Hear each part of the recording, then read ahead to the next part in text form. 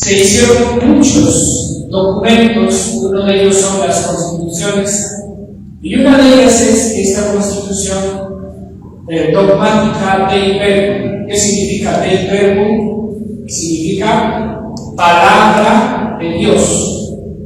¿Qué significa Dei Verbum? Palabra de Dios. Dei significa de Dios, Verbum es palabra, entonces es palabra de Dios. Y esta constitución, ¿de qué habla? Sobre la divina revelación. ¿Cuándo fue aprobado ya esto del concilio? El 18 de noviembre de qué año? 1965. Avanzamos.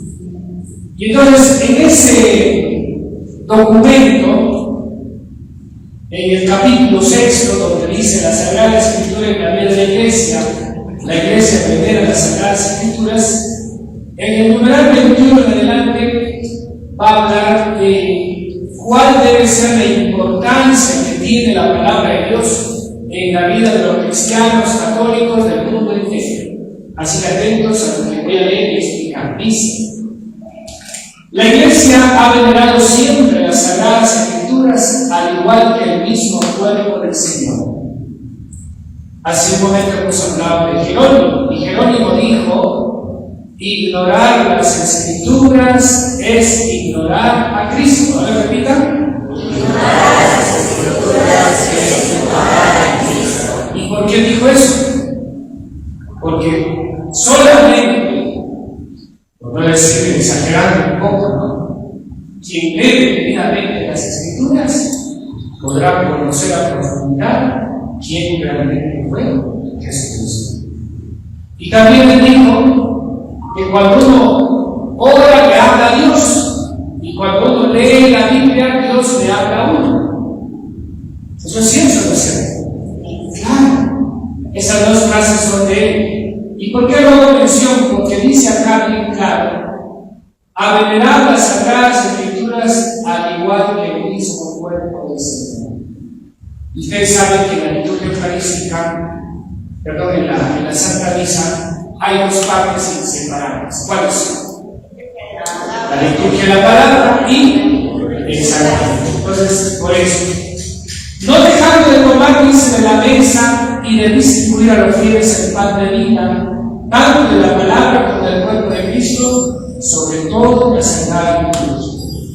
Siempre, dice, las ha considerado y considera juntamente con la Sagrada Tradición, atentos aquí, como la regla suprema de su fe, puesto que inspirados por Dios y escritos de una vez para siempre, comunican inmutablemente la palabra del mismo Dios y hacen resonar la voz del Espíritu Santo en las palabras de los profetas y los apóstoles. Yo quiero subrayar esa palabra: regla suprema de fe. Regla suprema de fe. A ver, ¿cuáles son las reglas supremas del Estado peruano que ningún peruano debe ignorar?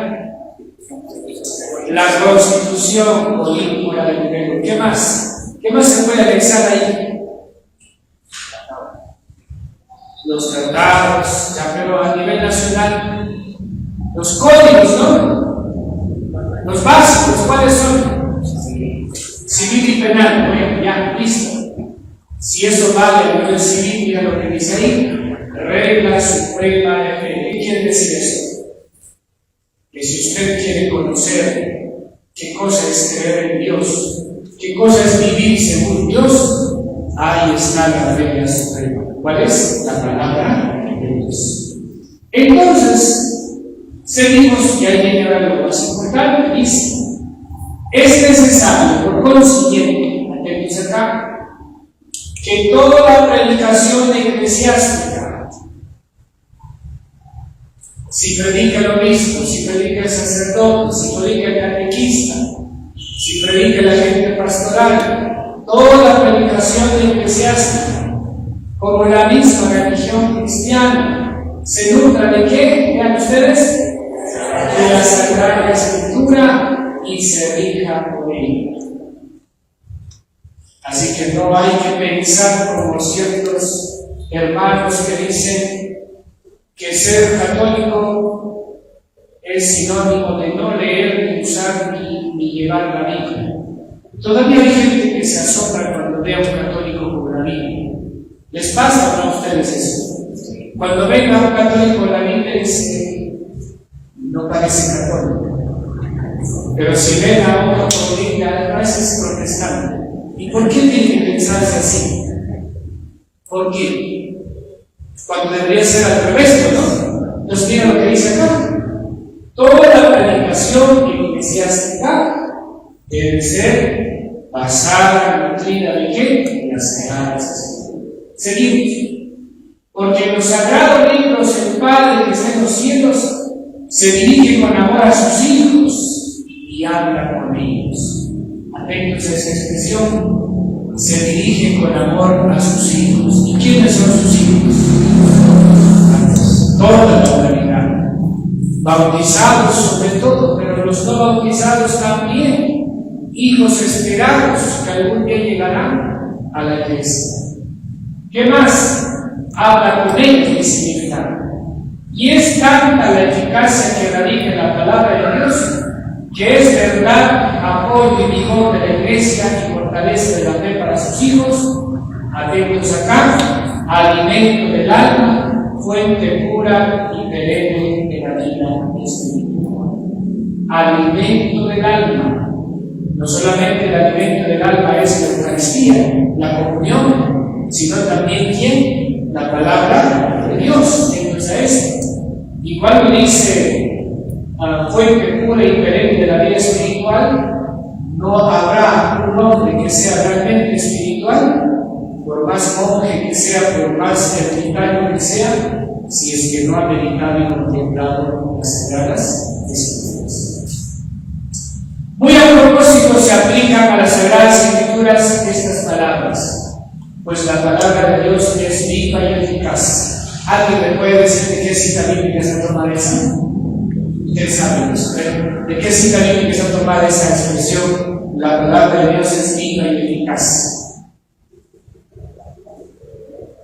¿Alguna vez lo he escuchado? A ver, una playerita por ahí.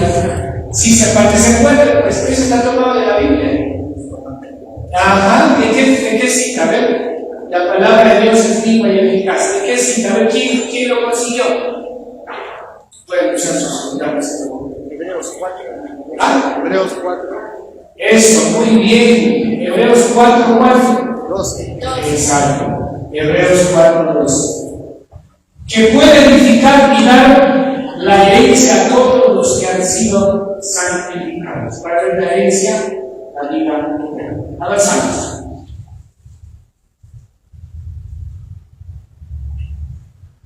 Allá en el número 22 viene lo que yo quiero decirles hoy día, y para que vean que no estamos inventando nada. Ya el título de ese número dice: se recomiendan las traducciones bien indicadas. Atentos. Estamos en el año 1965, al término casi del Concilio Vaticano II. Entonces miren la decisión que se toma en ese concilio para todo el mundo. Listo. Es conveniente que los cristianos tengan amplio acceso a la Sagrada Escritura. Es conveniente, es necesario, ya era hora, está diciendo en otras palabras, que no solamente vea el sacerdote y que el laico no entienda nada, ya es hora. Por ello dice la Iglesia, ya desde sus principios tomó como suya la antiquísima versión griega del Antiguo Testamento, llamada de los 70, y conserva siempre como honor otras traducciones orientales y latinas, sobre todo la llamada Vulgata, del cual hemos hablado. Ahora viene lo que está en rojo, pero como la palabra de Dios debe estar siempre, lean esa palabra, disponible, la Iglesia procura con solicitud materna que se regalen traducciones aptas y fieles en varias lenguas. ¿Qué están diciendo en otras palabras? está aprobado y ordenado que ya se traduzca la Biblia a cada idioma de cada país. Ya así aparecerá pues en castellano, en inglés, en francés, en portugués, últimamente ya también en quechua. Ya está. Listo. Sobre todo de los textos primitivos, de los sagrados libros. ¿Qué está diciendo con eso? Que no solamente lo hagan de la Vulgata, sino que vayan más atrás. ¿A qué idiomas? Hebreo, arameo y retrocedan hasta allá. Y si estas traducciones oportunamente y con el beneplácito de la autoridad de la Iglesia se llevan a cabo incluso con la colaboración de los hermanos separados, o sea, no católicos, podrán usarse completamente. ¿Podrán usarse por quién? Todos los cristianos. ¿Y cómo se llaman esas Biblias? Esas Biblias se llaman Biblias interconfesionales. ¿Quiénes la pueden usar? Católicos y no católicos. Miren, una de las Biblias que tiene, o que es el cumplimiento de eso que está ahí, es esta que yo uso. Se llama Dios habla hoy. La gente ignorante dice, esa Biblia protestante, porque no han leído lo que dice acá. Pero si leyeran, a ver, yo les hago una pregunta, abran su Biblia, a ver. El que sepa me va a responder. ¿Cómo puedo saber yo que la Biblia que estoy leyendo es autorizada o no por la Iglesia? ¿Cómo lo puedo saber? A ver, ¿quién me puede responder esa pregunta? ¿Cómo puedo saber yo si la Biblia que estoy leyendo es o no autorizada por la Iglesia? A ver, ¿cómo puedo saber? ¿Ya? ¿Qué más? Está completo, claro, se supone que tiene 46 y 27. ¿Qué más? Eso, muy bien. Que tenga la firma y el nombre de un obispo. A ver, revisen por eso escrito. Al inicio tiene que tener la firma, el sello y el nombre del obispo. A ver, dice en su Biblia si tiene o no tiene. ¿Sí lo tiene? Perfecto. A ver, ¿ahí qué nombre dice, hermanita? ¿Se me puede leer qué nombre dice ahí? Uno por uno, ¿usted? ¿Ah? ¿Qué más dice?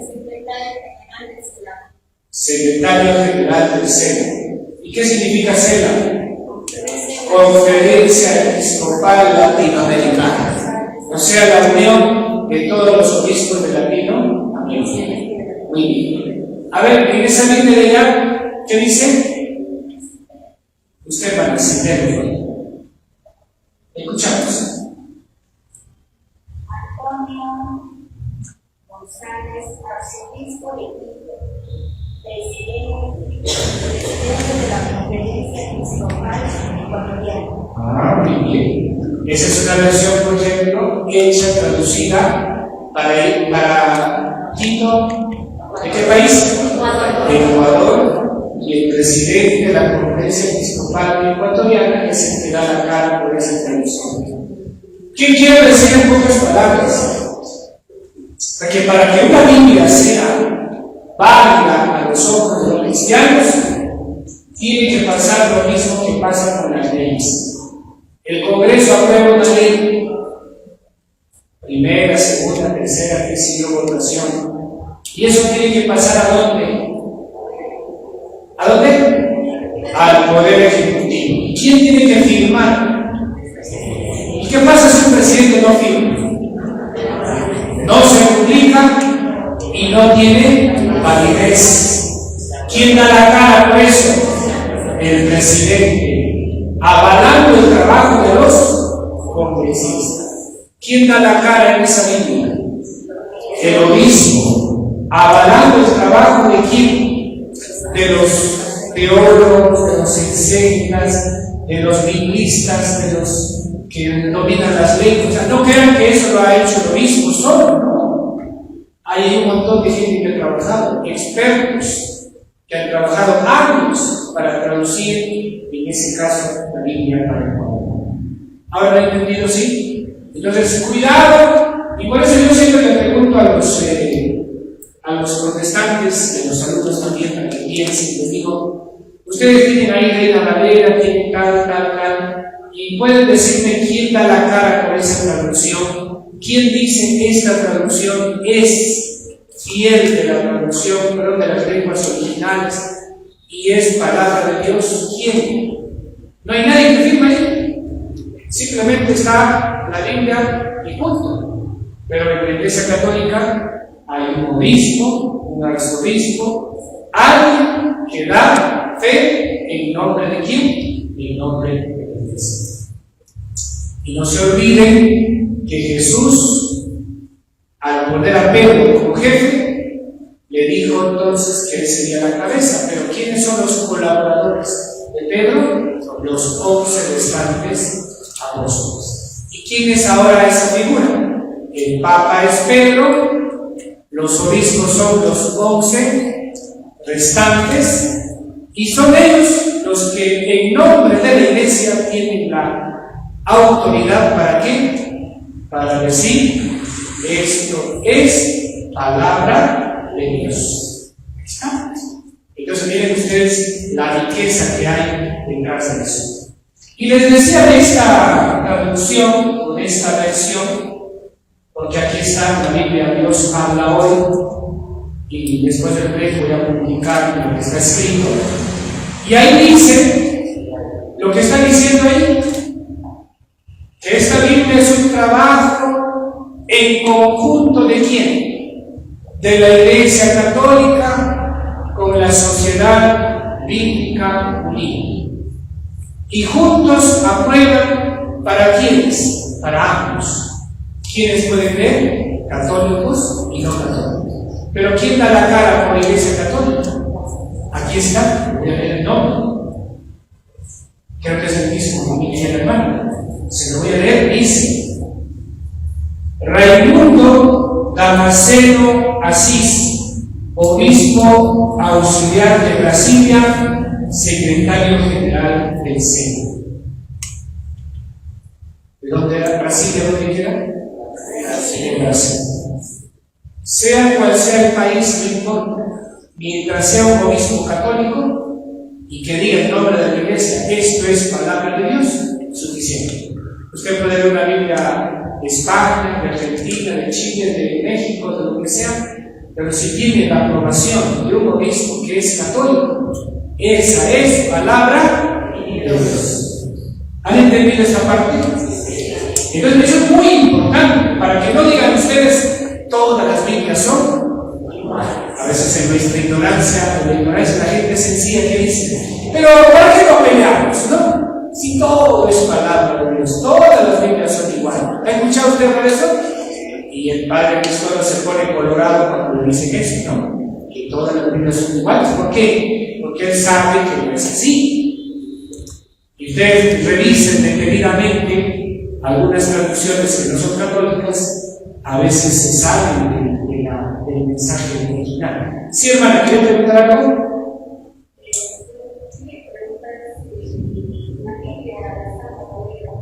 Reina Valera. Ajá. Para un católico, seguramente no. Pero, ojito, ya, pues termine, sí.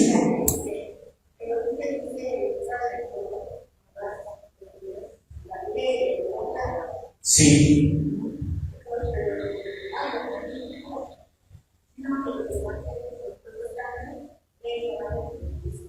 Sí, pero hay que aclarar algo.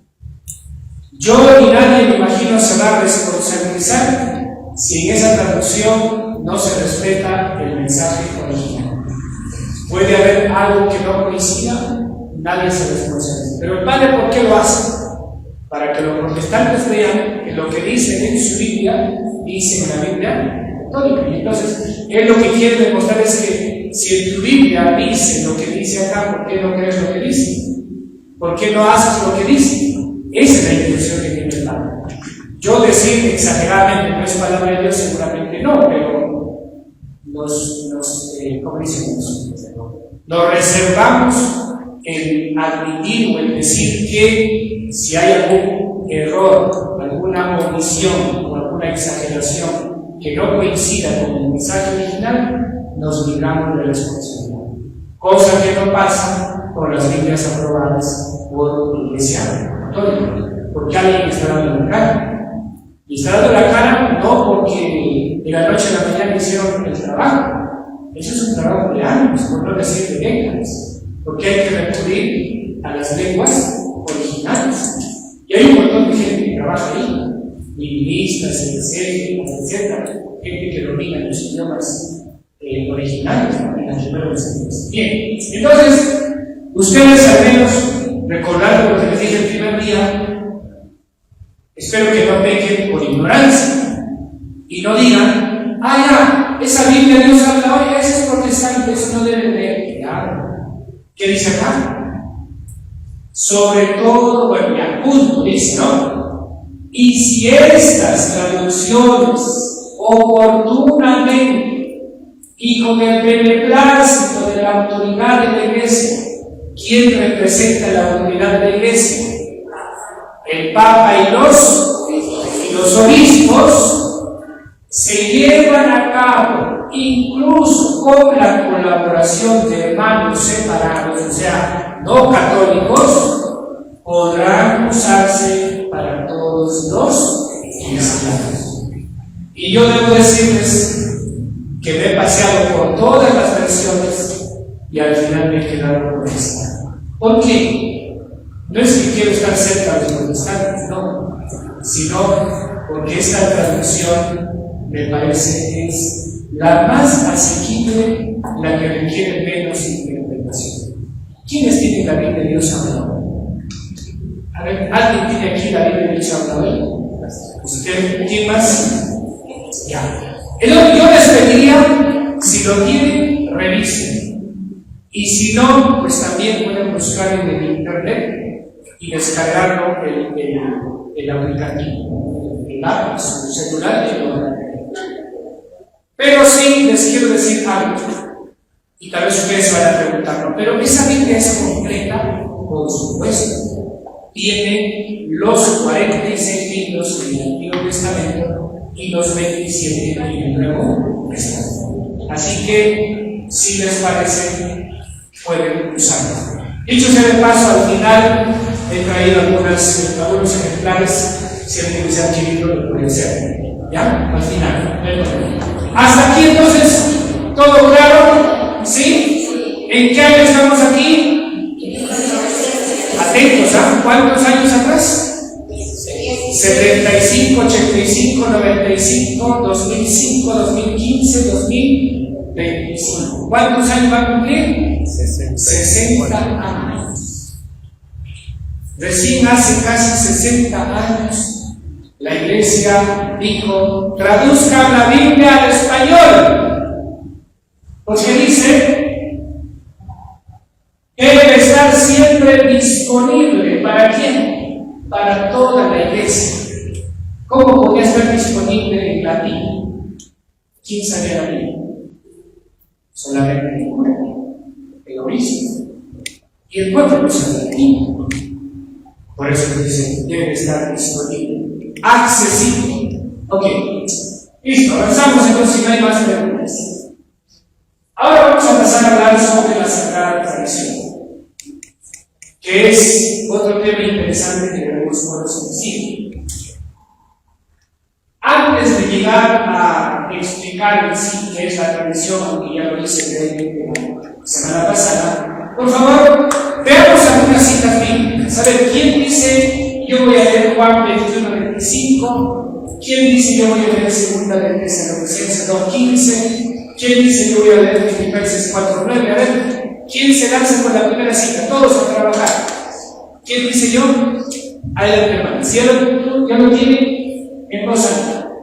Por eso, pero hay que distribuir, pues, para para no perder tiempo. Usted va a tomar la primera. ¿Quién va a tomar la segunda? Levante la mano. Muy bien. La tercera.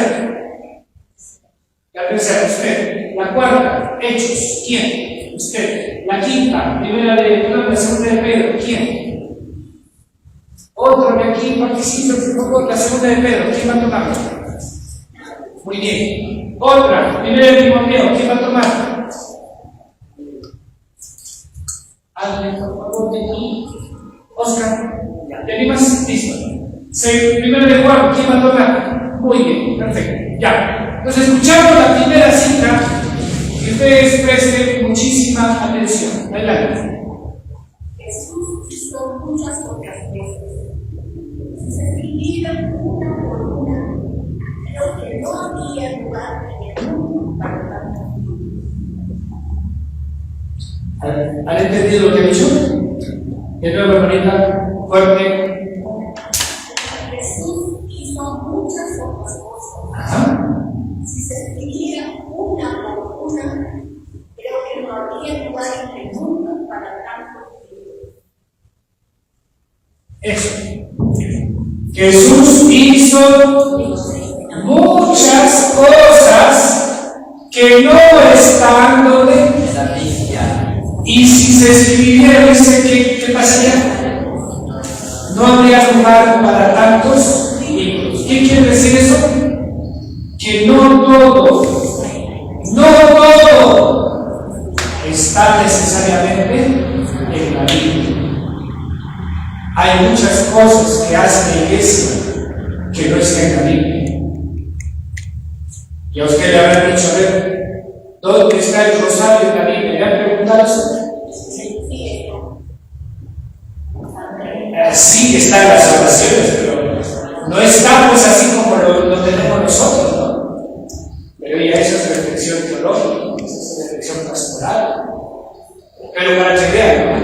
Eso de los apóstoles no recuerdo.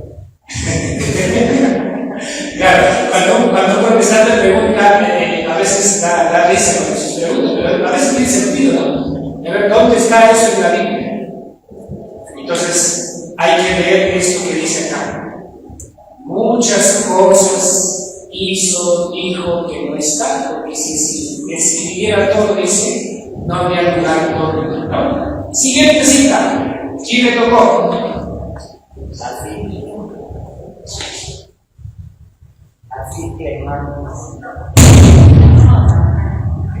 Así que, hermanos, sigan firmes y no se olviden de las tradiciones que les hemos enseñado personalmente y por carta. Sigan firmes. De nuevo, a ver, vas a tener un pasito. Así que, hermanos, sigan firmes y no se olviden de las tradiciones que les hemos enseñado. Hay un pasito. Sigan firmes y no se olviden de las tradiciones que les hemos enseñado. Y ahí dice de dos maneras, sí. Personalmente y por carta. Personalmente, ¿qué quiere decir eso? Verbalmente y por carta, o sea, escrito. Ahí está. Sigan firmes. Es como si Pablo dijera, cuiden las dos formas de recepción del mismo mensaje, la tradición y la escritura. Tercera cita. La tercera cita. Filipenses 4:9. Sigan practicando lo que les enseñé y las instrucciones que les di, lo que me oyeron decir y lo que me vieron hacer. Hagan así y el Dios de paz estará con ustedes. Lo que me oyeron decir y lo que me vieron hacer. ¿Se acuerdan cuando les dije el tema de los negritos? Un niño de 3 años que no entiende nada. Pero ¿qué cosa ve? ¿Qué cosa ve?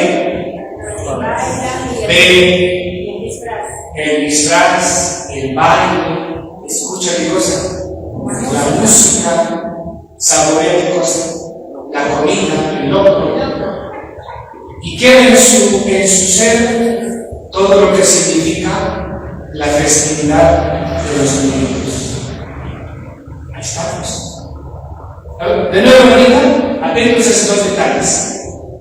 Sigan practicando lo que les enseñé y las instrucciones que les di, lo que me oyeron decir y lo que me vieron hacer. Hay más. Lo que me oyeron decir y lo que me vieron hacer. Por eso yo les digo siempre a los papás, ustedes pierden la vocación de oro. Si llevaran a misa a sus hijos todos los domingos, cuando son bebitos pequeñitos, ustedes dirán, pero ¿para qué me voy a llevar si no entiende nada? ¿Tú crees que no entiende nada? Pero nosotros aprendemos no solamente razonando, aprendemos viendo, aprendemos escuchando, aprendemos sintiendo. Y un niño ve, claro que ve, escucha, claro, siente, claro. Entonces, no se pierdan esa oportunidad de oro que tienen los que tienen niños pequeños, que tienen nietos, por favor. Lo malo es que quieren reaccionar cuando el hijo ya tiene 14 años, cuando ya es difícil que sienta el gusto por las cosas de Dios. Pero ese niño que desde que ha nacido, desde la pancita, ya ha ido a misa todos los domingos, es bien difícil que no busquemos. Entonces acuérdense de eso, ¿no? Siguiente cita. Hechos.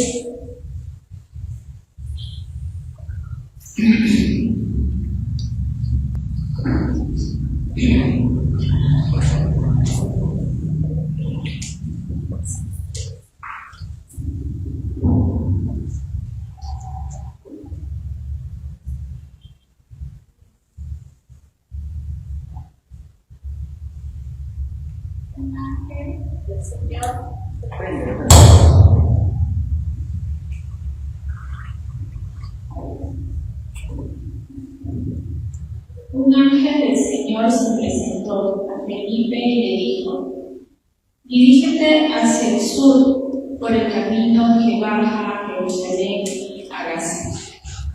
No pasa nadie en estos momentos. Felipe se levantó y se puso en camino, y juntamente pasó un etíope, un eunuco de Candaces, reina de Etiopía, un alto funcionario al que la reina encargaba la administración de su tesoro.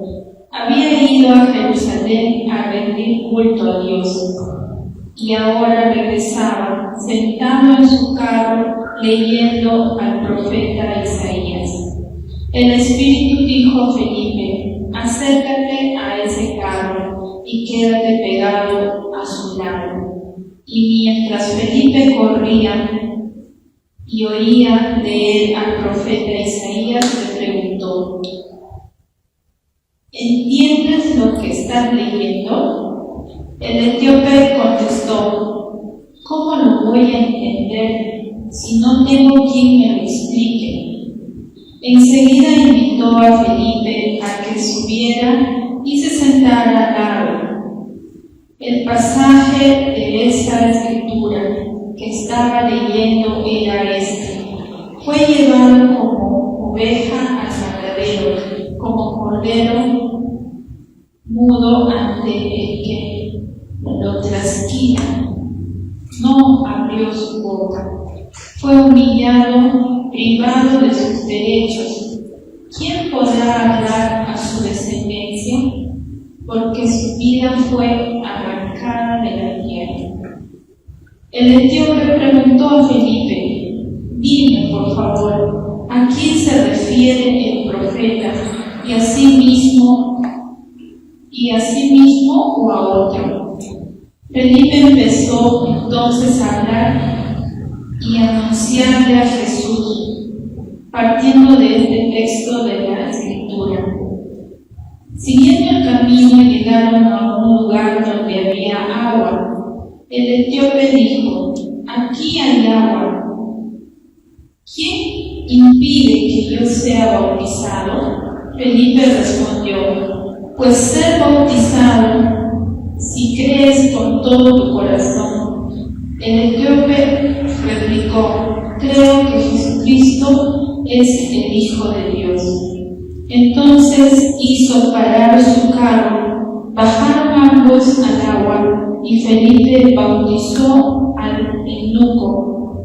Apenas salieron del agua, el Espíritu del Señor arrebató a Felipe y el etíope no volvió a verlo. Prosiguió pues su camino con el corazón lleno de gozo. En cuanto a Felipe, se encontró en el Azoto y salió a evangelizar uno tras otro a los pueblos hasta llegar a Casera.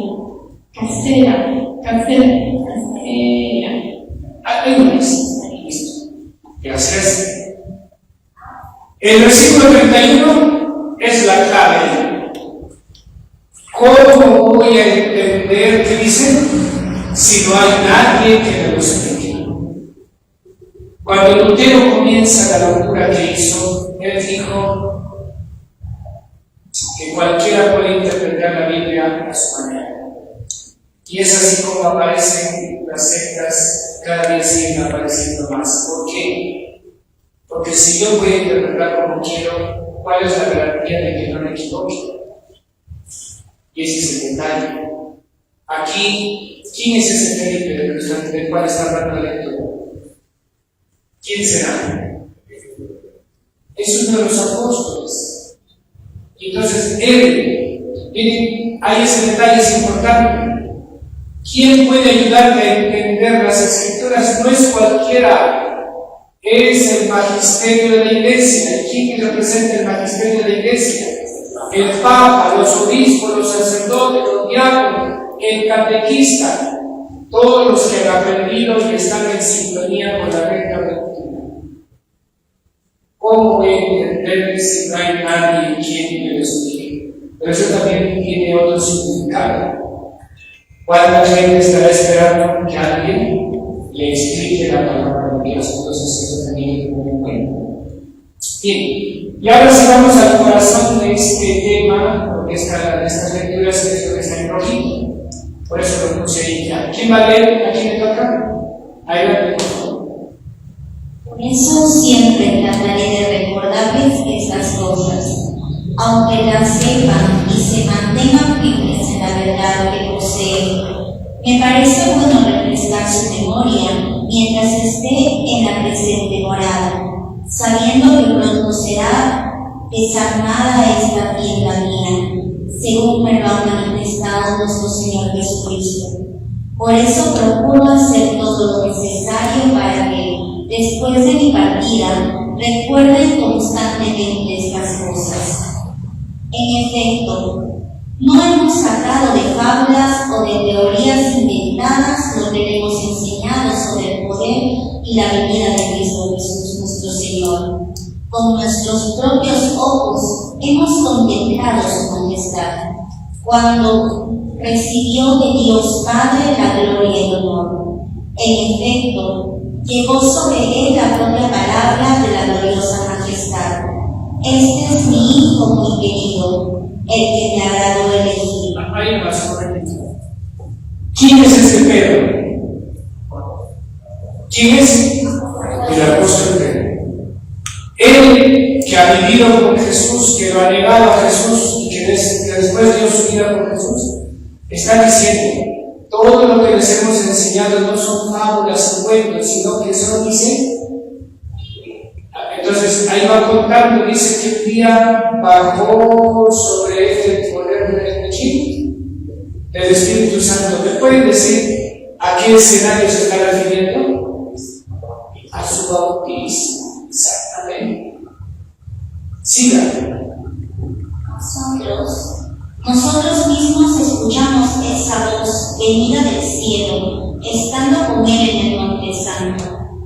Un momentito. ¿A qué está haciendo alusión eso? Cuando Jesús fue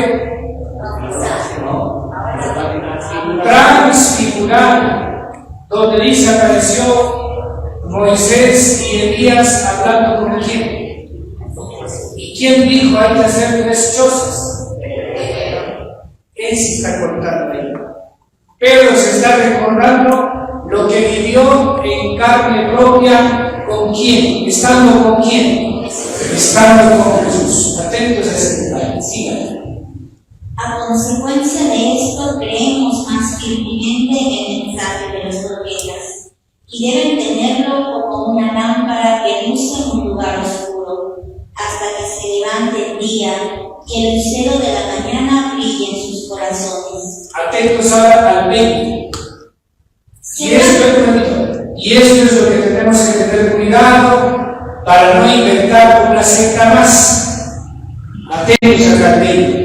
Bueno, Sépanlo bien, ninguna profecía de la Escritura puede ser interpretada por cuenta propia. ahí nomás. Ninguna parte de la profecía debe ser interpretada por cuenta propia. Quiero decir que Lutero, ¿qué hizo ahí? Ese es el problema. Satanás venció a ellos. Ninguno puede interpretar, dice, por cuenta propia. Ese es el problema. Y cuando las sectas cuando siguen dando cría, ¿cuál es el detalle? Tú lo interpretas así, pero yo lo interpreto así, entonces te enseño así. Y ahí aparece un nuevo nombre, un nuevo nombre, un nuevo nombre, un nuevo nombre. Ya creo que han pasado de no sé cuántos miles de iglesias a nivel mundial y seguirá aumentando. ¿Por qué? Porque no se respeta esta regla suprema. Sigan. Pues ninguna profecía ha venido por iniciativa humana, sino que los hombres de Dios han hablado movidos por el Espíritu Santo. Ninguna, atentos aquí, ninguna profecía vino por iniciativa humana, sino que fue ¿quién? El Espíritu Santo quien inspiró a los que escribieron.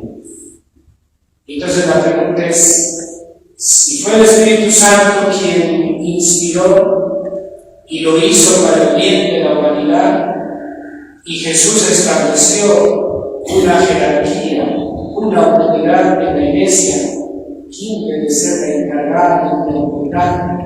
¿A quién le dijo te daré las llaves del reino de los cielos? Lo que tú haces en la tierra quedará dado en el cielo. ¿A quién se lo dijo? Entonces, ¿por qué negar y desconocer eso? Ese es el gran problema. Así que la libre interpretación no es posible. Por eso cuando usted siente esa pregunta que hizo el eunuco, ¿cómo voy a entender si nadie me explica? Cuando usted siente que algo no entiende, ¿qué debe hacer? Ir a preguntar a las sectas, ¿no? ¿Qué debe hacer? ¿A quién tiene que preguntar? Vaya pues a su Pablo, pregúntele qué significa esto. Pregunte a su sacerdote, pregunte a su diácono. Eso. Siguiente cita. ¿Dónde está la cita? No, en la otra cita. Voy a volver a Pablo. Ya, primero Timoteo, ¿quién le tocó? A ver, adelante. Del 5b al 10, sí. Del 5 al 10. Discusiones propias de los que tienen la mente pervertida.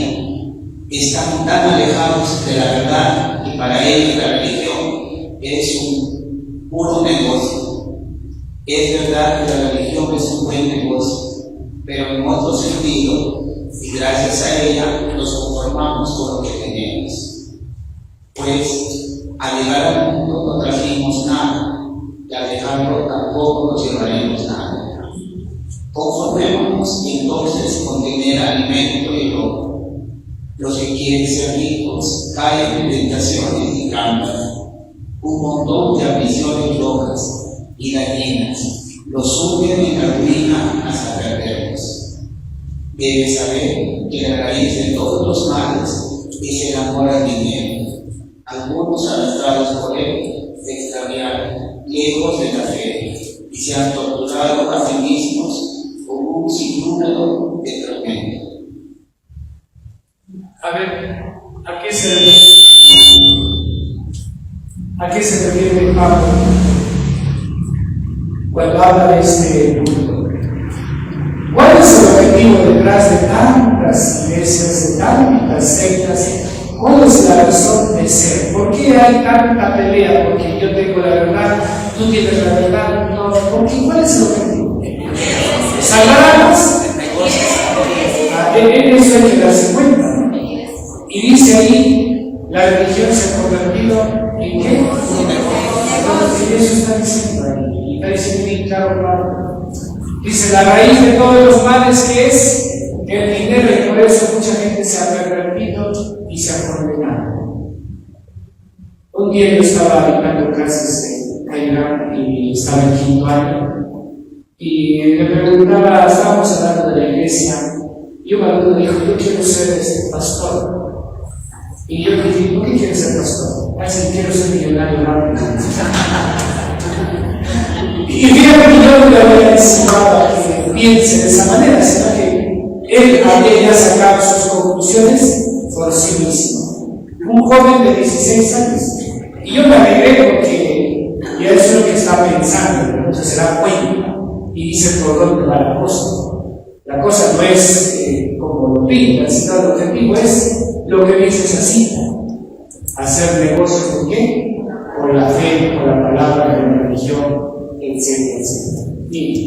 Y vamos con la última cita. ¿Quién lo tiene adelante?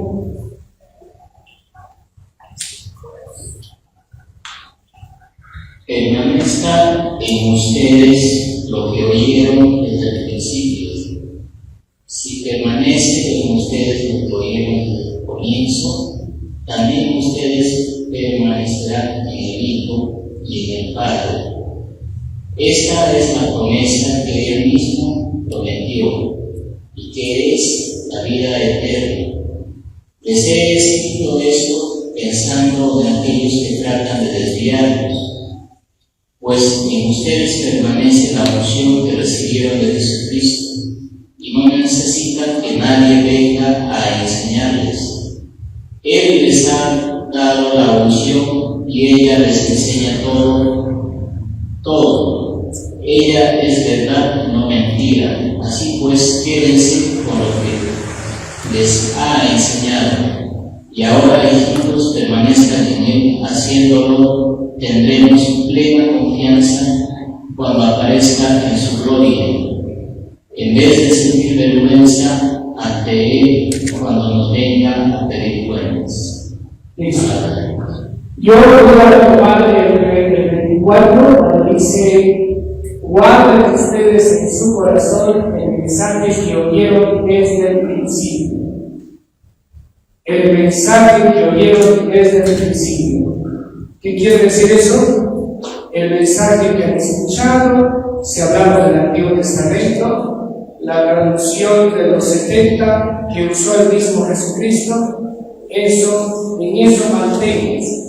Y si hablamos del Nuevo Testamento, está diciendo: manténganse en lo que han escuchado desde la boca de los apóstoles.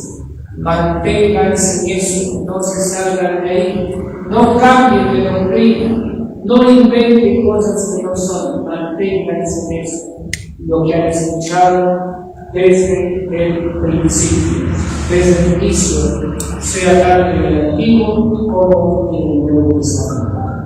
Así que ahí está la llamada de atención de Pablo. ¿Y cómo se hace eso? ¿Cómo se mantiene eso? Gracias a la tradición. Yo les dije el primer día, ¿cómo llegó a nosotros lo que ahora somos y creemos? Gracias a la tradición. Y la última cita. No, yo lo digo ya, listo. Hacemos un break de 2 minutos, porque ya veo que descansar. Es una canción tal vez en la marcha, un pequeño movimiento. Mientras vamos a hacer el break, pueden pasar por favor a la página de atrás, recibir un poquito de cafecito. Ya. Listo, tomen asiento, vamos a continuar.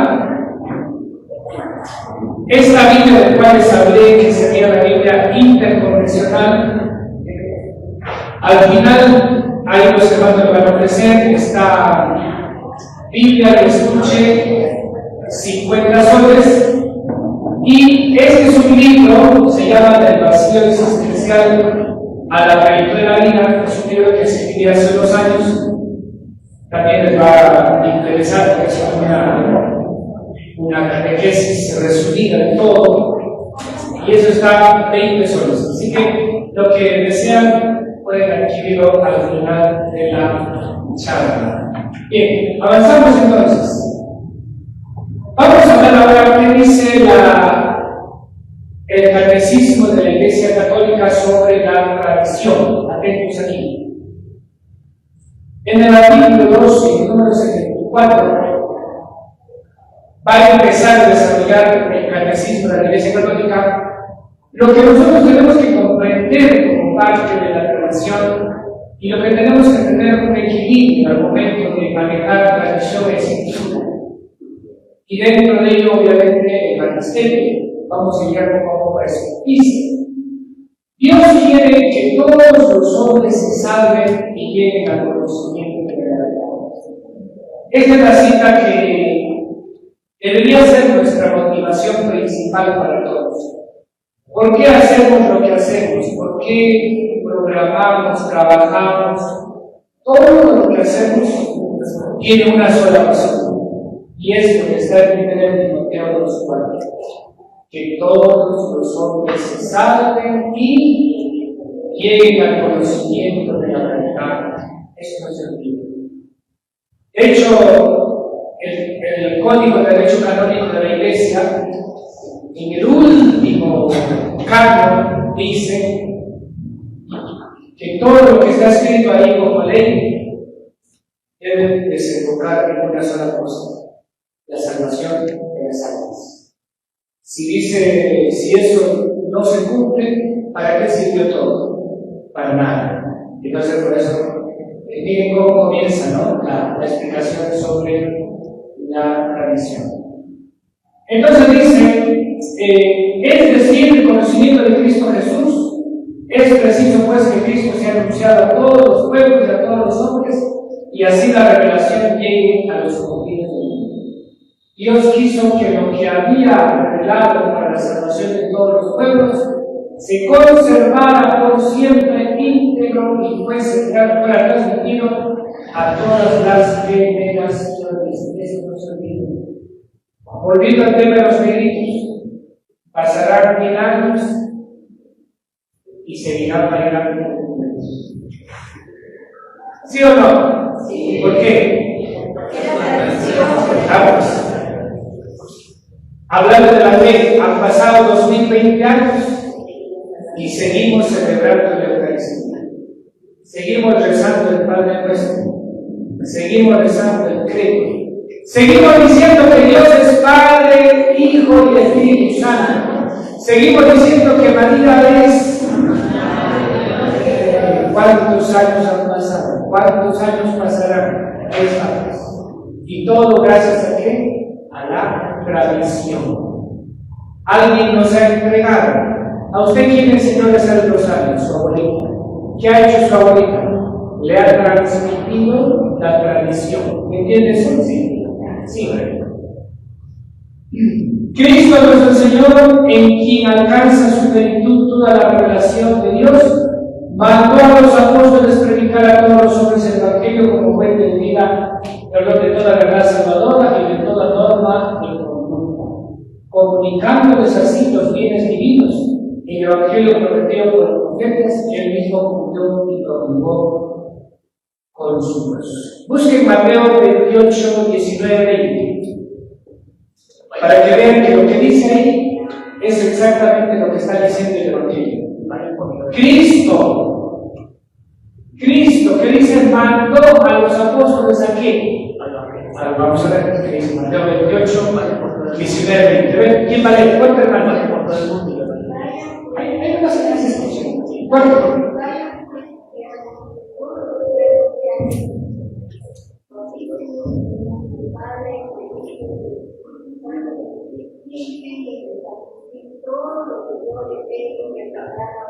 ¿Qué dice?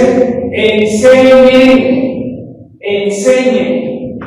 Ahora busquen Mateo 16:15. Perdón, Marcos 16:15.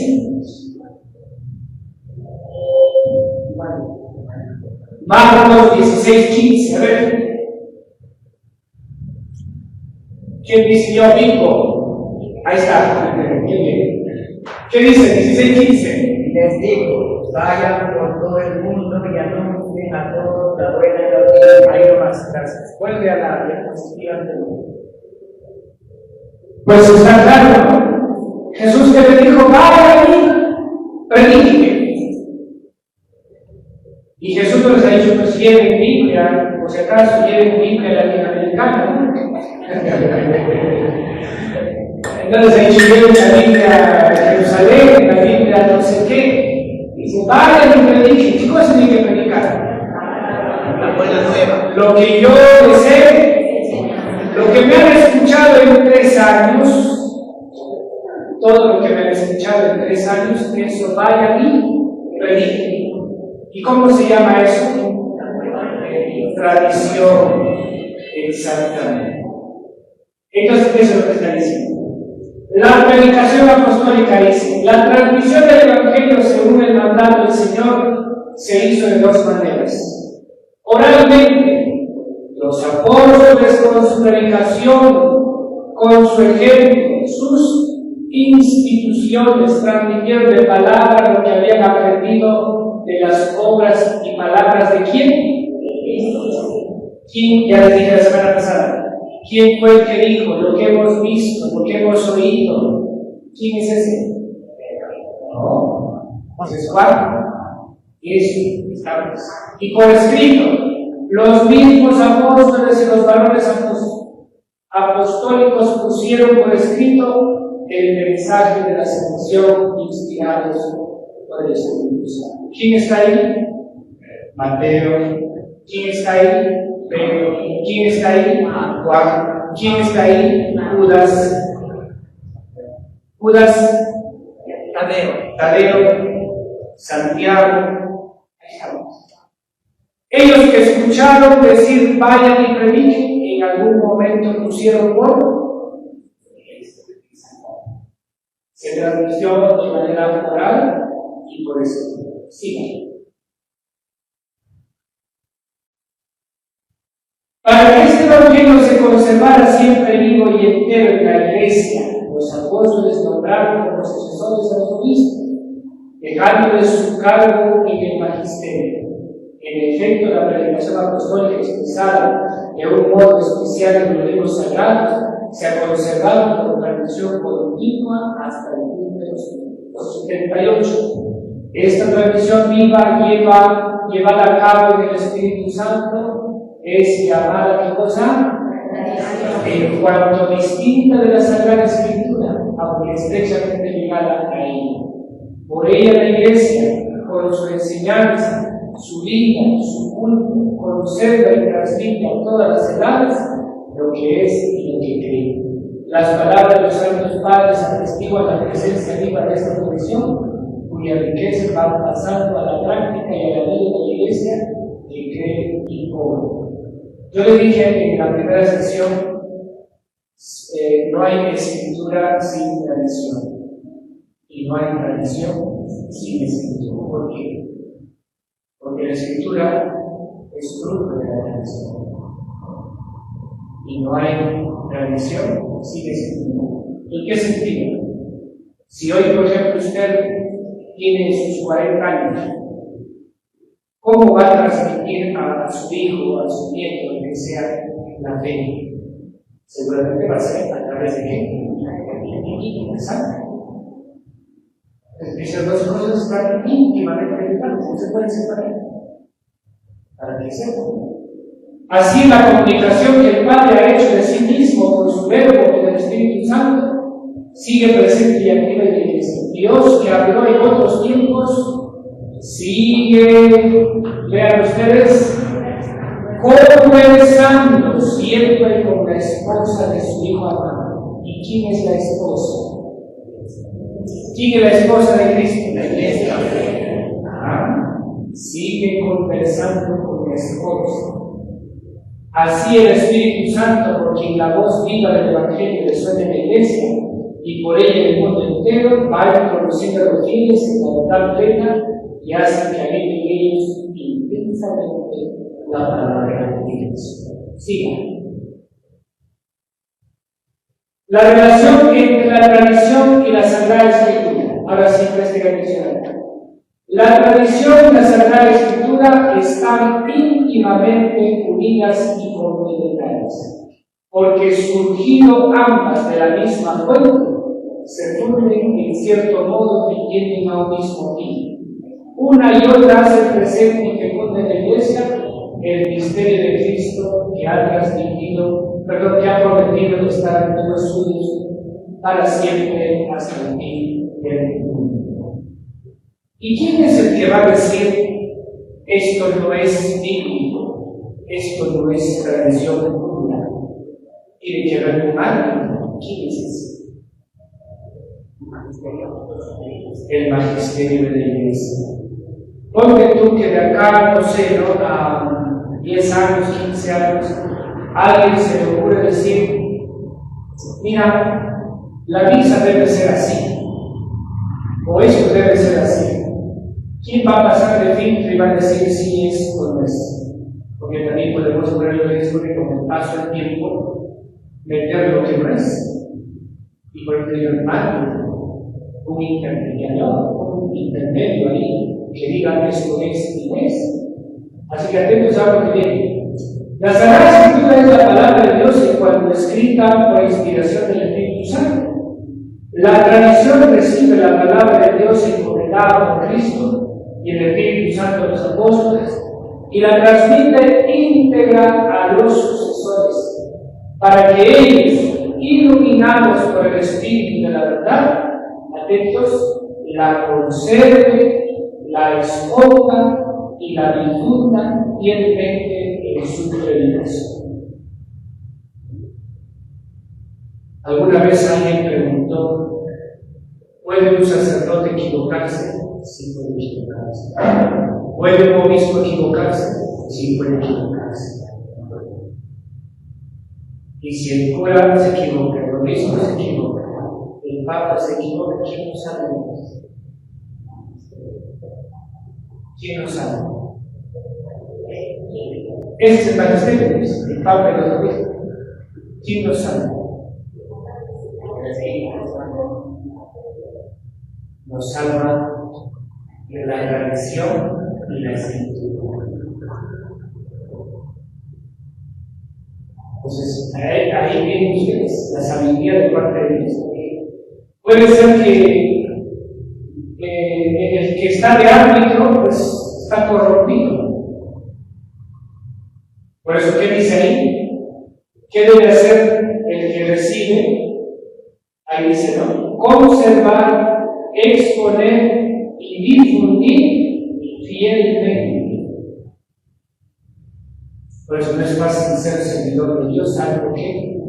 Porque como servidor de Dios tú no vas a enseñar lo que tú crees, lo que a ti te parece, sino vas a enseñar lo que la palabra de Dios dice y lo que la tradición de la Iglesia enseña con el pasar de los tiempos. Y ahí está entonces el meollo del asunto. Por eso es que no es fácil este tema, porque puede haber situaciones donde inclusive los pastores se pierdan. Pero ahí está la gracia del Espíritu Santo que debe continuamente asistir para que eso no suceda. Menos mal, el Señor que dijo a Pedro, ¿se acuerdan?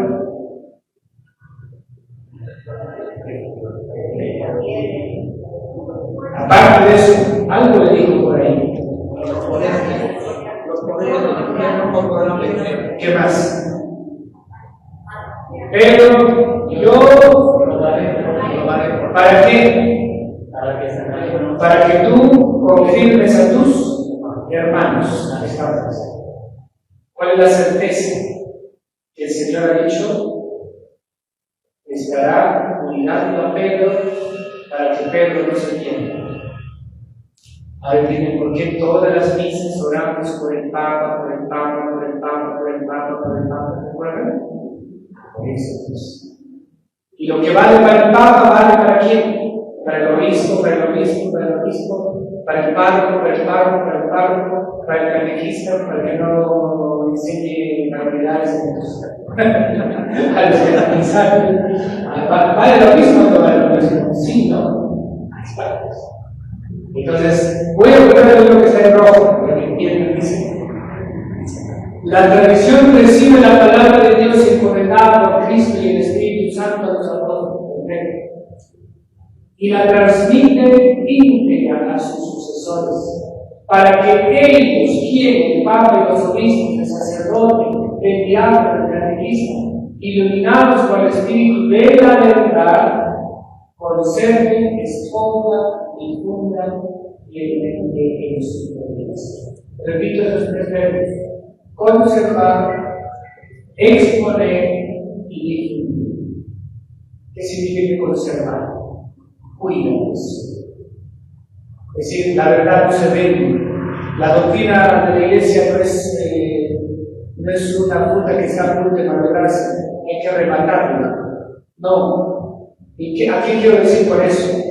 Es como dice la gente griega: la Iglesia está anticuada, está desfasada del mundo. La Iglesia debe caminar al ritmo del mundo. ¿Y qué quiere decir con eso? La Iglesia debe aprobar el aborto, la Iglesia debe aprobar el matrimonio de hecho, la Iglesia debe aprobar todo, porque si no está desfasada, no, pues la Iglesia no vende papas. ¿Qué dice?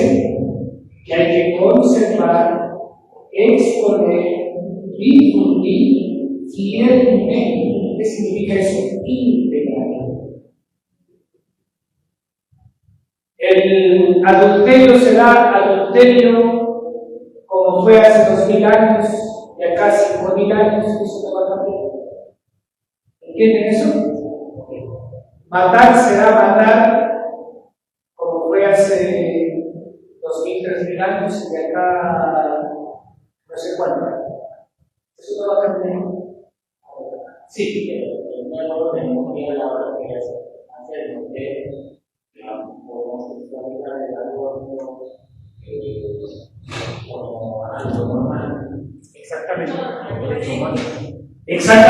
Y justamente ahí es donde justamente necesitamos gente que conserve, que exponga y difunda la doctrina fielmente.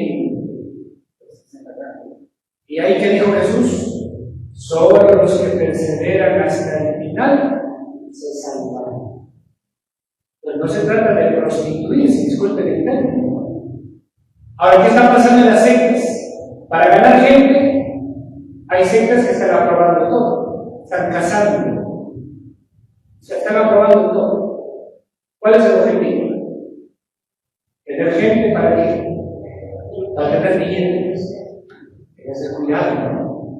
Aquí no hay necesidad de desesperarse, hay que conservar, exponer, difundir y eliminar.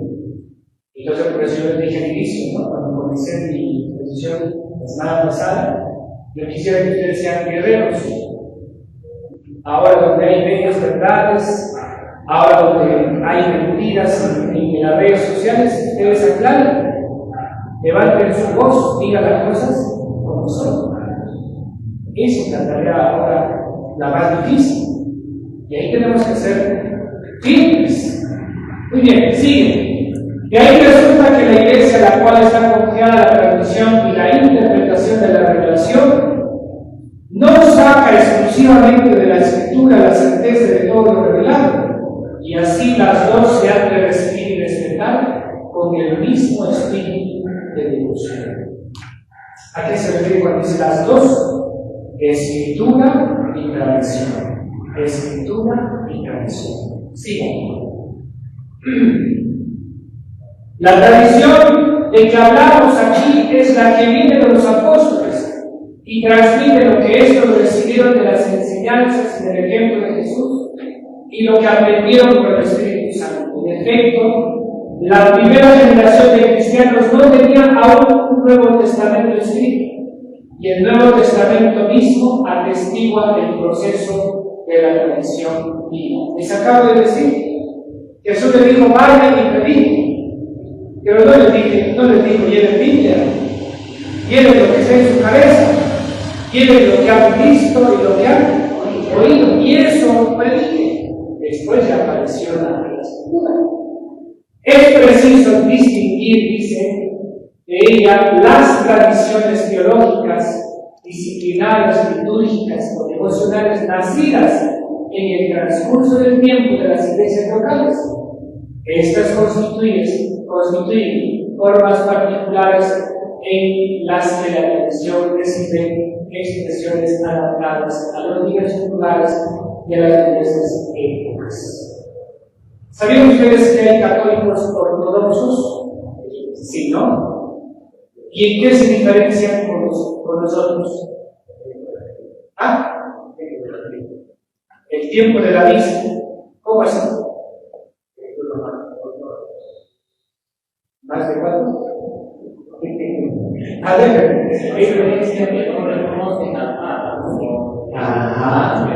muy bien. Eso, ¿no? Pero todo lo demás es igual. Exacto. Y así pueden haber tradiciones litúrgicas que son diferentes a la nuestra, pero eso no quiere decir que sean falsos o que estén en error, sino que lo que está diciendo acá es hay que distinguir las tradiciones, las formas de. Al final es lo mismo, sí, pero de otra manera, hay que respetar. Solo a la luz de la gran tradición, aquellas pueden ser mantenidas, modificadas o también abandonadas bajo la guía del magisterio de la Iglesia. Por ejemplo, les acabo de decir, ¿quién fue que dijo necesitamos Biblia en latín? ¿La tradición, la escritura o el magisterio? ¿Quién dijo ya es tiempo de traducir la Biblia al español? ¿Tradición, escritura o magisterio? Claro, si acaso se diera la posibilidad en el futuro, ¿quién va a decir ya está bien que los sacerdotes se casen? Escándalo será, pero no puede ser que casen. ¿Quién va a decir eso? ¿La escritura, la tradición o el magisterio? Porque el celibato no es dogma de fe, ¿no? Es una cuestión disciplinaria. Hay mucho debate sobre eso. ¿Qué pasará? No sabemos. Pero para decirles que el magisterio es el árbitro, es el que va a discernir, el que va a decir qué se hace y qué no se hace. ¿Y eso qué significa? Las llaves que Jesús le dio aquí. Eso significa. Eso. Avanzamos. No sé si hay más. Muy bien. Hasta aquí sería todo lo que tiene que ver con la escritura y la tradición. Antes de terminar, por favor, si hubieran preguntas respecto a lo que hemos conversado hoy o también la sesión pasada. Adelante. O tal vez ustedes pueden hacer algún aporte, ¿no? Adelante. En base a la experiencia. Por ejemplo, ese tema de conservar, exponer fielmente, eso por ejemplo, ¿qué les hace pensar a ustedes? ¿Es posible? ¿Lo estamos haciendo? O como digo, de pronto nos estamos relajando y estamos anunciando lo que la gente quiere escuchar, lo que le conviene a la gente, y no estamos siendo fieles a la doctrina, a la enseñanza. ¿Cómo estamos en eso?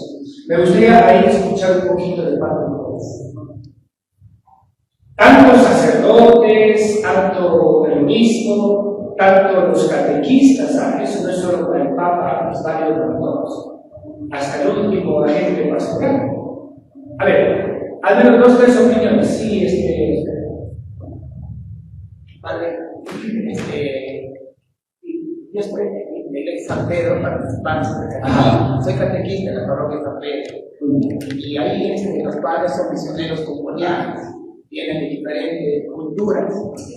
En diferentes culturas he visto que una vez un padre ahí dentro de la parroquia hacía sorteos de canastas en el Día de la Madre, una liturgia diferente a lo que enseño. Bien decía que si practicamos el culto, ya permitido hacer estas cosas y todo lo demás. ¿Hasta qué punto es cierto eso? Sí, pero Vaticano II no habla de la canasta, puede llamar. Aplaudir. Sí. Yo creo que él era africano o asiático. No, es de Asia. Asiático. Que también hay que entender ahí pues la cultura de cada país, de cada continente. En África, por ejemplo, lo que nosotros hacemos religiosamente, cantando, piadosamente, ellos no lo hacen danzando y bailando. Entonces, que venga un africano y va a ser un poquito chocante aterrizar en la cultura peruana. De pronto ahí puede haber una mezcla, una especie de adaptación, pero yo creo que es comprensible. Vaticano II nunca dijo de esos temas, pero lo que sí quiso decir es que la liturgia debería ser más viva, más efusiva, más celebrada, donde la gente vaya no a expectar, sino a participar y celebrar. De ahí nació pues esa expresión que a veces cuesta entender. Dice, el que preside la Eucaristía es el sacerdote, pero ¿quién es el que celebra? El que celebra es el pueblo, nosotros. Es como el cumpleaños, ¿no? ¿Quién es el que preside la fiesta de cumpleaños? El cumpleañero. Pero ¿quién debe celebrar? Todos los invitados. Entonces, más o menos esa idea es la que se desarrolla ahí, y algunos obviamente también desde su posición personal, cultural, de pronto le dan un poquito más de apertura. Y uno de los grupos o movimientos que, por ejemplo, en ese punto ha trabajado bastante son los carismáticos, que a veces algunos les escandalizan, ¿no? La forma como alaban, como cantan, como celebran, pero conservando y cuidando las exageraciones, que estaría también dentro del espíritu del Vaticano. Y en general, ¿qué deberíamos hacer todos? Pues eso, celebrar, participar activamente. Por eso yo me veo cuando la gente acepta un modo humanista. No se para, como la estatua, ¿qué hace entonces? Hay que celebrar, cantar, responder con fuerza, a donde se pueda, ¿no? Sí. Eso sí, la misa, ¿no? Pero donde se pueda, que se sienta que el Espíritu está viniendo y que está celebrando. Esa fue justamente una de las innovaciones del Vaticano II. Antes del Vaticano II, pues todos estaban ahí, calladitos, en silencio. Las mujeres que se ponían, ¿se acuerdan? Todos como viudas iban ahí.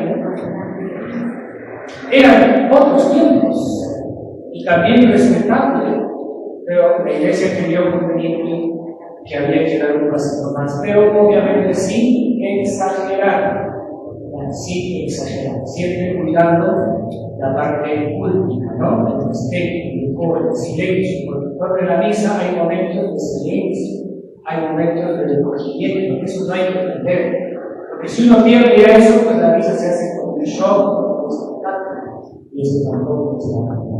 Miren, pero volviendo a la pregunta, ¿ustedes creen que estamos siendo fieles transmisores del mensaje recibido? ¿O nos estamos como negociando con el mundo de hoy? Le estamos enseñando lo que el mundo quiere escuchar y no lo que realmente debemos enseñar. ¿Cómo ven ustedes ese tema? Ahí me gustaría escuchar su opinión. De la iglesia, lo están haciendo. En Alemania, sobre todo, están aprobando para los niños, como sus padres, el aborto, la eutanasia, todo lo que está caminando al ritmo del mundo. La ordenación. También, sí. Pero no vayamos un poquito tan lejos, sino hablemos de nuestro humano. ¿Cómo estamos en humano? ¿Estamos siendo fieles transmisores o no? Si no hay respuesta, sí. Bueno, personalmente yo estuve hablando con una niña, me acuerdo de la catequesis a la parroquia en la que asisto, y me comentaba que tenía una gran duda acerca de la confesión, ya que en el tema, en la charla que le estaba dando, les decía que era importante la reconciliación con Cristo a través del sacerdote. Y esta niña me levantó la mano y me dijo, hermanito, pero aquí, en esta catequesis, que llevaba lo que pasa en esta parroquia, y me han dicho que me puedo confesar directamente con Dios. Entonces, inmediatamente tuve que aclarar el tema y me preocupó bastante, ¿no? Porque cuánta responsabilidad espiritual estarán llevando sus catequistas y sobre todo me parece que me están llevando una supervisión adecuada, ¿no? Están intentando como meter doctrinas de evangélicos, ¿no? Y ese es el problema, es un gran peligro, ¿no? Por lo menos a ella se le pudo aclarar la duda y es una gran preocupación. Ahora, ¿cuántos salieron de esa catequesis de confirmación pensando erróneamente, ¿no? Entonces, esa es una de las veces que tenía que contar esta partida. Un caso de la vida real. Un caso de la vida real. ¿Está? Entonces, ahí, por ejemplo, todos tenemos que preguntarnos. Y ahí no se trata de quedar bien con el obispo, con el papa, con el cura, ¿no? ¿Qué dijo Jesús? Reciban el Espíritu Santo a los 12, ¿no? A quienes ustedes perdonan, les quedarán perdonados. Y a quienes no, les quedarán sin perdonar. O sea, Jesús dio el poder para perdonar pecados. O sea, no hay nada que no es que me parece, no me parece, no, yo lo interpreto así, no. La Iglesia interpretó eso como el sacramento de la confesión. Y si eres católico, no hay vuelta atrás. ¿Entienden eso? Entonces, gracias por ese detalle, porque ese es un claro ejemplo de cómo estamos llamados a conservar y a transmitir bien.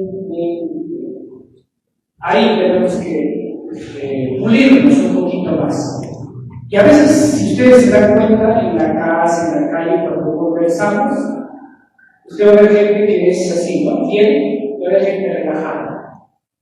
Y lo dice así con naturalidad. Yo pienso, yo creo que así tiene que ser. ¿Y qué tal, como dice el hermano, la otra persona que me está escuchando no tiene formación, es una persona que recién está comenzando? ¿Qué va a pasar? Se va a quedar con esa idea equivocada. Y como dice él, qué gran responsabilidad si esa persona se pone en otro mundo.